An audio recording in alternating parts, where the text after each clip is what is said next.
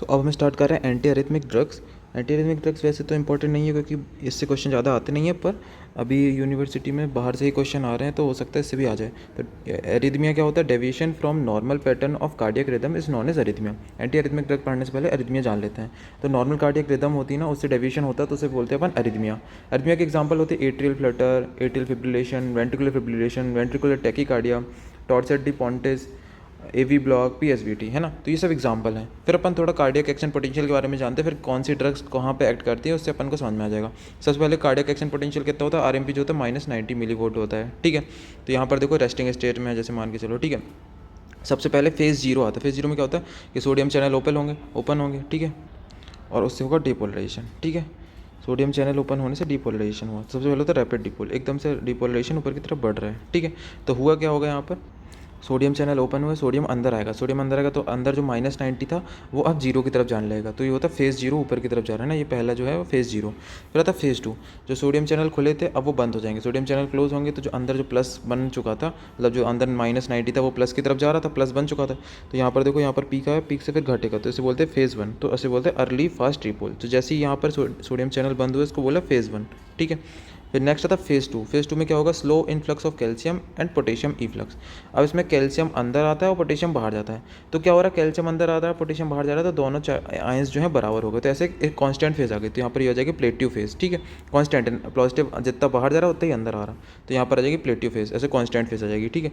फिर उसके बाद आता है फेज़ 3। फेज़ 3 में क्या होगा? जो कैल्शियम का इन्फ्लक्स था वो स्टॉप हो जाएगा और पोटेशियम का इन्फ्लक्स होना चालू हो जाएगा। तो इसे क्या बोलते हैं अपन? फेज़ ऑफ रिपोलराइजेशन, ठीक है। तो एक बार फिर से देखते हैं। फेज़ 0 में हुआ रैपिड डिपोलराइजेशन, क्योंकि सोडियम चैनल ओपन हो गया और सोडियम क्या होगा कि अपना अंदर आएगा।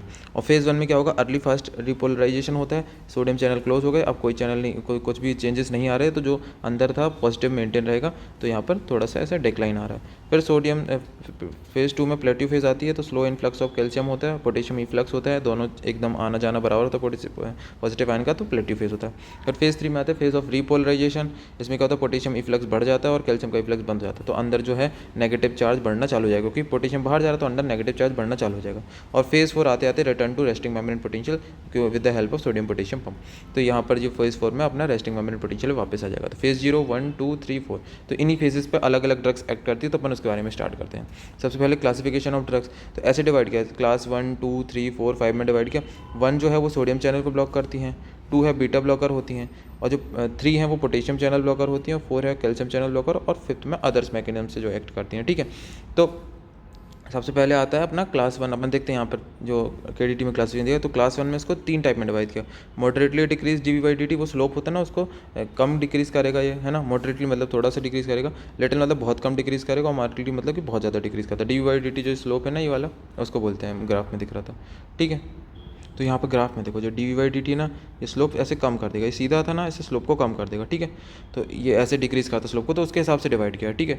तो मॉडरेटली डिक्रीज, तो ऐसे याद कर लो, 1A, 1B, 1C, ठीक है। 1A में अपन को क्विनेडिन याद रखना है, 1B में लिडोकेन याद करना है, और 1C में अपना प्रोपाफिनॉन, ठीक है, प्रोपाफिनॉन, ठीक है। तो ये एक दो ड्रग्स याद कर लेना।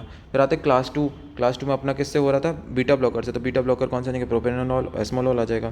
फिर आता है क्लास 3। क्लास 3 किससे हो रहा था? पोटेशियम चैनल ब्लॉकर से हो रहा था। तो इसमें आता है एमियोडेरोन। एमियोडेरोन से ही मेरे को लगता है कि सबसे ज़्यादा क्वेश्चन आने के चांसेस है, तो इससे आ सकता है, ठीक है।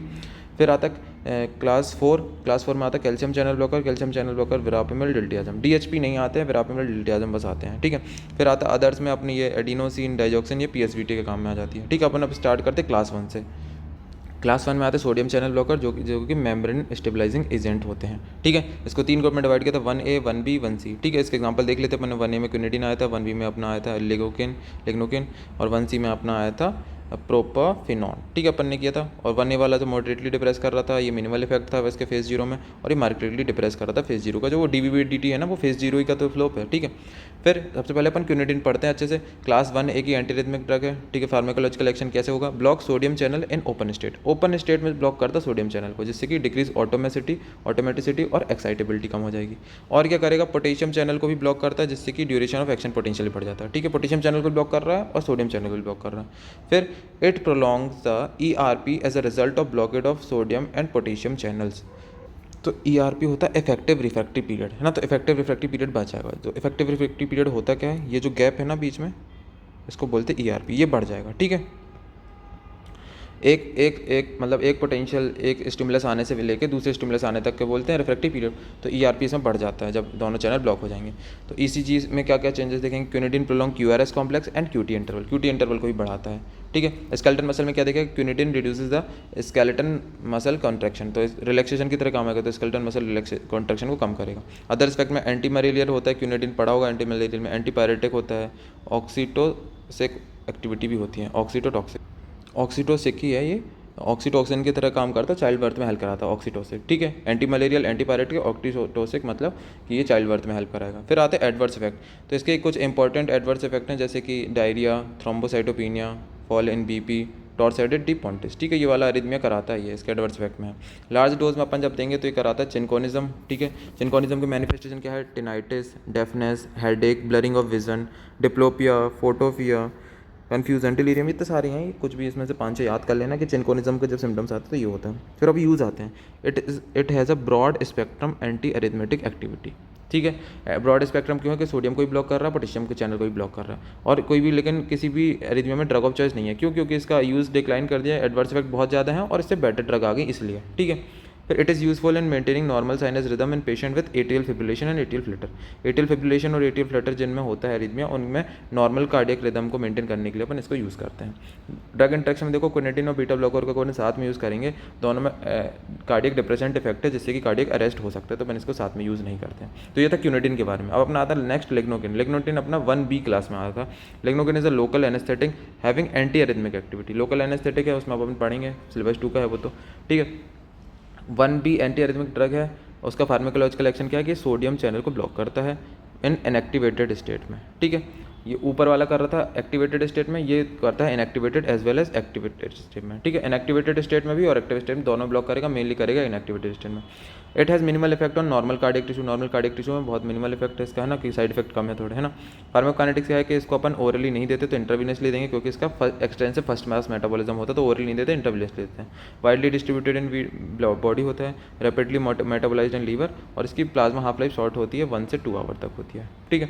फिर आते हैं ड्रग इंटरेक्शन में। ड्रग इंटरेक्शन में कुछ नहीं है, प्रोपेनोलॉल जो है के साथ अगर अपने लिग्नोकेन दिया तो प्रोपेनोलॉल इसका एलिमिनेशन क्या कर देगा, कम कर देगा, जिस वजह से क्या हो जाएगी, लिग्नोकेन की टॉक्सिसिटी हो जाएगी। एलिमिनेशन कम कर दिया, मेटाबॉलिज्म कम कर दिया मतलब, तो इस वजह से लिग्नोकेन की टॉक्सिसिटी बढ़ जाएगी।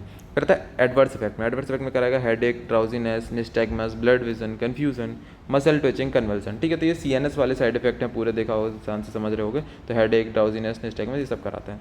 हाई डोजेज में लिग्नोकेन में cause hypotension due to myocardial depression. अपन इसमें हार्ट को डिप्रेस कर रहे हैं तो हाइपोटेंशन हो सकता है।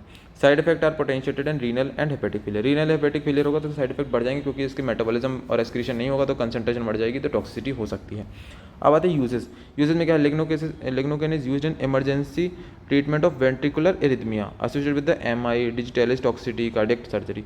तो इन सब की जब टॉक्सिसिटी होती है तो इससे वेंट्रिकुलर एरिथमिया जो होता है तो उसको ट्रीट करने के लिए अपन लिग्नोकेन देते हैं, है ना। ये पढ़ा था अपन ने डिजिटलिस टॉक्सिसिटी में, ठीक है, जब उसको मेंटेन कर रहे थे, मैनेजमेंट कर रहे थे। Lignocaine is preferred in ventricular arrhythmia because it has relative less toxic. Ventricular arrhythmia में क्यों देते हैं, क्योंकि लेस टॉक्सिक होता है और रैपिड ऑनसेट ऑफ एक्शन होता है, ठीक है, और शॉर्ट ड्यूरेशन ऑफ एक्शन होता है। अगर रैपिड ऑनसेट ऑफ एक्शन और शॉर्ट ड्यूरेशन ऑफ एक्शन है तो इसका साइड इफेक्ट आने में बिल्कुल साइड इफेक्ट आने में थोड़ा टाइम लगता है ना, कि जब ड्रग की कंसंट्रेशन उससे साइड इफेक्ट, तो इसका तुरंत ही इफेक्ट खत्म हो जाता है, इस वजह से साइड इफेक्ट ही नहीं आते हैं। तो lignocaine is not useful in atrial arrhythmia. सिर्फ यूज़ होता है अपन का वेंट्रिकुलर एरिथमिया में यूज़ करते हैं, क्योंकि टॉक्सिक कम होता है और शॉर्ट ड्यूरेशन ऑफ एक्शन होता है, ठीक है। अपने आती है नेक्स्ट ग्रुप की ड्रग क्लास 2। तो क्लास 2 में अपने आ रहे थे बीटा ब्लॉकर। बीटा ब्लॉकर आता है प्रोपेनोलॉल, एटिनोलॉल, एस्मोलॉल, मेटोप्रोलॉल, ठीक है। तो क्लास 2 एंटी एरिथमिक ड्रग में बीटा ब्लॉकर आते हैं। ये क्या करते हैं, कैटाकोलामाइन्स जो है उसके इफेक्ट को ब्लॉक करते हैं। कैटाकोलामाइन जैसे नॉन एपिनेफ्रिन, नॉन एडिनिल निकलता है तो उसके इफेक्ट को ब्लॉक करेंगे, ठीक है। और ये कैसे ब्लॉक करेंगे, depress the phase 4 depolarization. Phase 4 depolarization को डिप्रेस करेंगे, जिससे कि जो ऑटोमेटिसिटी है एस नोड की वो कम होगी, ठीक है। समझ में आ गया फार्माकोलॉजिकल एक्शन कैसे करें। एक तो कैटाकोलामाइन्स को ब्लॉक कर रहे हैं जिससे कि फेज 4 डिपोलराइजेशन डिप्रेस हो रहा है। फिर ये करते हैं प्रोलॉन्ग द रिफ्रैक्टिव पीरियड, ठीक है। रिफ्रैक्टिव पीरियड को प्रोलॉन्ग करेंगे और कंडक्शन को भी कम करते हैं, ठीक है। Decrease the conduction of velocity, conduction velocity in AV node which makes them useful. Conduction velocity कम कर रहे हैं, ठीक है। और ये किसके ट्रीटमेंट में काम आता है, PSVT के treatment of AV node PSVT, ठीक है। To control the ventricular rate in atrial flutter and atrial fibrillation. ये भी इसका काम है, वेंट्रिकुलर रेट कंट्रोल करता है एट्रियल फ्लटर और एट्रियल फिब्रिलेशन। ये पता ही एट्रियल फ्लटर एट्रियल फिब्रिलेशन में बता चुका हूँ पहले। फिर आता है एस्मोलॉल। एस्मोलॉल जो है कार्डियो सिलेक्टिव ड्रग होती है, बीटा 1 ब्लॉकर है, ठीक है। बीटा ब्लॉकर वाली वीडियो में इसके बारे में थोड़ा सा बताया था। कार्डियो सिलेक्टिव होती है, बीटा 1 ब्लॉकर है, रैपिड ऑनसेट ऑफ एक्शन होता है, शॉर्ट ड्यूरेशन ऑफ एक्शन है, ठीक है। बहुत सबसे फास्टेस्ट एक्टिंग जो ड्रग है, सबसे शॉर्टेस्ट जो है एक्टिंग ड्रग है अपने बीटा ब्लॉकर में, ठीक है। Intravenous esmolol is use in emergency control of ventricular rate in atrial flutter और एट्रियल फिब्रिलेशन। ये वाला यूज़ तो सब में ही लगभग आ रहा है कि एट्रियल फ्लटर और एट्रियल फिब्रिलेशन काम के क्योर में काम आता है ना, उसको कंट्रोल करने के। और इसका जो हाई इफेक्टिव है terminating an effect of PSVT, तो ये पीएसवीटी को भी कंट्रोल दो को कर रही थी, यूज़ में पढ़ी थी, पीएसवीटी को कर रही थी और एट्रियल फ्लटर और एट्रियल फिब्रिलेशन को कर रही थी। साइड इफेक्ट कुछ नहीं, हाइपोटेंशन, डिजीनेस, ब्रोंकोस्पाज्म और अस्थमैटिक में ब्रोंकोस्पाज्म कर देगा मतलब, ठीक है। हाइपोटेंशन, डिजीनेस और ब्रोंकोस्पाज्म इन अस्थमैटिक्स, ठीक है। फिर अगला ड्रग आता है सोटालोल। सोटालोल जो है वो अपने नॉन सिलेक्टिव बीटा ब्लॉकर है, लेकिन इसमें additional potassium channel blocking activity होती है, तो क्लास 3 की भी इसमें प्रॉपर्टी है ना, तो क्लास 3 में भी आता है सोटालोल, ठीक है। क्लासिफिकेशन में देखा होगा सोटालोल क्लास 3 में लिखा हुआ है। फिर क्लास 3 में आती है सबसे इंपॉर्टेंट ड्रग मेरे को लगता है जो अम्योडरोन आ सकता है, तो अम्योडरोन अपन अच्छे से पढ़ेंगे। तो क्लास 3 कैसे करती हैं? Prolong the duration of action potential, action potential के जो ड्यूरेशन है उसके बीच में उसको टाइम बढ़ा देंगे, मतलब रिफ्रैक्टिव पीरियड बढ़ा दे रही हैं, ठीक है। फिर क्या है amiodarone? It is an iodine containing compound and structurally related to the thyroid hormone. Iodine containing compound है जो कि थायरॉयड हार्मोन से रिलेटेड, तो ये थायरॉयड रिलेटेड हार्मोन है। तो इसमें क्या होता है कि ये इसके साइड इफेक्ट में देखेंगे तो हाइपरथायरॉयडिज्म कराता है, ठीक है। तो सबसे पहले इंट्रोडक्शन ये है, आयोडीन कंटेनिंग कंपाउंड है जो कि स्ट्रक्चरली रिलेटेड होता है थायरॉयड हार्मोन से। फिर ये क्या है? Broad spectrum anti arrhythmic activity है इसमें। ब्रॉड स्पेक्ट्रम मतलब 1 2 3 4 जो क्लास है उस सबके एक्टिविटी, जैसे सोडियम को ब्लॉक करता है, सोडियम चैनल को ब्लॉक करेगा, बीटा ब्लॉक करेगा, पोटेशियम चैनल को ब्लॉक करेगा, कैल्शियम चैनल को ब्लॉक करेगा। यूज्ड इन ऑल अरिथमिया, सारे अरिथमिया में यूज़ होता है, सिर्फ किसको छोड़ के? टॉर्साइटिस डी पॉन्टिस। टॉर्साइटिस डी पॉन्टिस में यूज़ नहीं होता, बाकी सारी अरिथमिया में यूज़ कर सकते हैं। फिर देखो कैसे कैसे करता है। पोटेशियम चैनल को ब्लॉक करके क्या करेगा? Increase the duration of action potential, action potential का ड्यूरेशन बढ़ा देगा जिससे कि रिफ्रैक्टिव पीरियड बढ़ जाएगी और सप्रेस एबनॉर्मल ऑटोमेटिसिटी, ठीक है। तो ये फंक्शन हो जाएगा। फिर सोडियम चैनल को ब्लॉक करके कंडक्शन कम कर देगा, ठीक है। और एक और, सोडियम और पोटेशियम चैनल को ब्लॉक करता है तो उससे रिफ्रैक्टिव पीरियड बढ़ जाता है, अपन भी देखा तो ऊपर ईआरपी बढ़ रहा था, वैसे ही सोडियम और पोटेशियम चैनल को ब्लॉक करके रिफ्रैक्टिव पीरियड बढ़ जाएगा।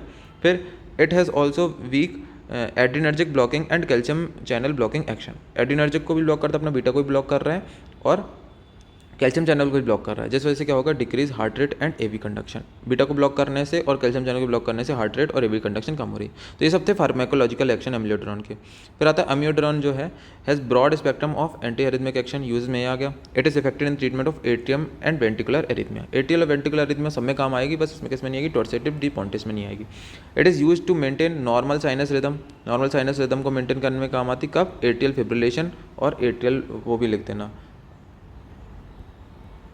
फ्लटर, ठीक है। And prevent recurrent ventricular tachycardia, ventricular tachycardia में भी काम आ रहा है। सारे जितने भी हैं अपने एंटी एरिथमिया सब सारे एरिथमिया में काम आ रहा है मतलब, ठीक है। फिर इसके एडवर्स इफेक्ट में सीवियस में हाइपोटेंशन करा सकता है, न्यूरोलॉजिकल में peripheral neuropathy, respiratory pulmonary fibrosis करा देता है, जीआईटी में नोजिया और हेपेटाइटिस करा देता है, photosensitivity and pigmentation of skin हो जाती है, आई में कॉर्नियल डिपॉजिट होता है, और ये देखो थायराइड वाला हाइपोथायरॉयडिज्म एंड हाइपरथायरॉयडिज्म कुछ भी करा सकता है मतलब, ठीक है।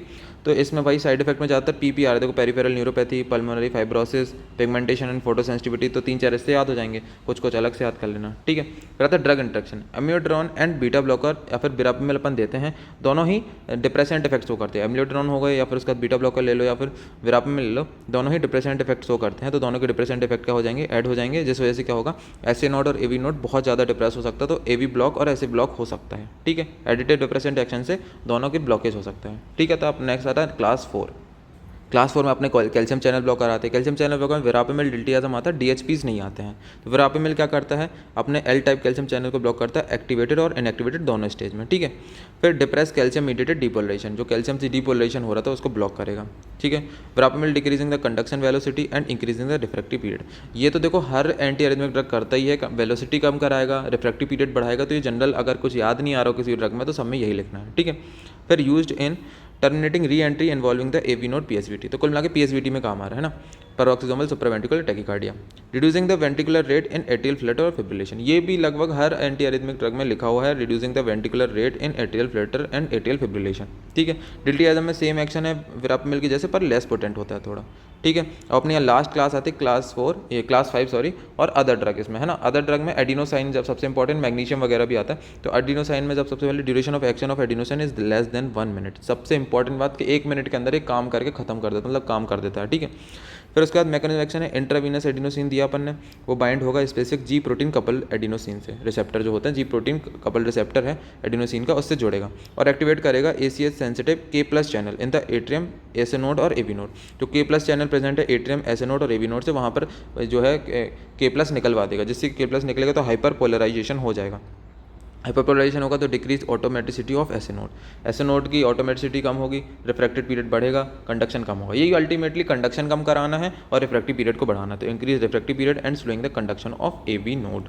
ठीक है, तो ये होगी मैकेनिज्म एक्शन। और it is preferred for rapid termination of PSVT के काम में आती है, PSVT को ट्रीट करने का काम आती है। तो क्यों काम आती है? सबसे पहले बहुत ज़्यादा हाई एफिकेसी है इसकी, शॉर्ट ड्यूरेशन ऑफ एक्शन है, बहुत ज़्यादा शॉर्ट ड्यूरेशन ऑफ एक्शन होगा, तो यही काम है कि जो एकदम एक्शन शॉर्ट है तो एडवर्स इफेक्ट आएगी ही नहीं, adverse effect last for brief period, बहुत ही कम पीरियड के लिए आएंगे क्योंकि उसने बहुत जल्दी एक्शन अपना काम करके खत्म कर दिया। ठीक है, minimal negative inotropic effect, negative inotropic effect भी बहुत कम होता है। आइनोट्रोपिक इफेक्ट मतलब कि कॉन्ट्रैक्टिलिटी कम कराता है। ठीक है, फिर उसके बाद आता है कि एडवर्स इफेक्ट है ना, अरे ऊपर वाले पॉइंट में मिनिमल नेगेटिव आइनोट्रोपिक इफेक्ट मतलब कि नेगेटिव आइनोट्रोपिक मतलब क्वांटिटी कम कराता है, ज़्यादा क्वांटिटी कम नहीं कराता है ना, नहीं तो हार्ट फेल हो जाएगा। फिर उसके बाद आता है कि एडवर्स इफेक्ट में आता है bronchospasm, chest pain, dyspnoea, expensive flushing, hypotension and headache, ये सब कराता है ना। ये तो जनरल साइड इफेक्ट है अपने रेस्पिरेटरी वाले, वो सब करा रहा है। ड्रग इंट्रैक्शन देख लो, एडिनोसाइन और मिथाइलजेंथिन का है। मिथाइलजेंथिन जो है वो एंटागोनिस्ट करता है जो कि रिसेप्टर में एक्ट कर रहा है। ठीक है, जैसे मतलब एडिनोसिन जो A1 रिसेप्टर पे एक्ट कर रहा है ना, यहाँ पर मिथाइलजेंथिन जाके एंटागोनिस्ट की तरह एक्ट करता है, तो इसको रोक देगा, इसके एक्शन को रोक देगा। ठीक है, तो एडिनोसिन और मिथाइलजेंथिन साथ में नहीं देते हैं। ठीक है, तो मिथाइलजेंथिन याद है अपन ने कहाँ पढ़ा था? शायद कफ में पढ़ा था। ठीक है, तो ये था अपना एंटी एरिथमिक ड्रग्स, इसमें लगभग इंपॉर्टेंट सारे टॉपिक्स कवर कर दिए हैं। तो इसमें सबसे ज़्यादा अच्छे से पढ़ के जाना एम्योडेरॉन, है ना, एम्योडेरॉन, लिग्नोकेन, ये सब पढ़ के जाना, ये आ सकता है अलग से 5 नंबर में। और यार हो सकता है कि 20 नंबर में भी क्वेश्चन आ जाए एंटी एरिथमिक ड्रग्स में, क्योंकि बाहर से क्वेश्चन आ रहे हैं, तो एंटी एरिथमिक ड्रग्स पूरा 20 नंबर में आ सकता है। तो अच्छे से पढ़ के जाना, मेरे को ऐसे गट फीलिंग आ रही है कि हो सकता है आ जाएंगे। ठीक है, और भी वीडियोज़ प्लेलिस्ट में ऐड कर दिए हैं, वो सारी वीडियो देख लेना, लगभग सारा सिलेबस है, 1-2 टॉपिक रह गए होंगे तो बचे हैं। ठीक है, कर लेना। Thank you.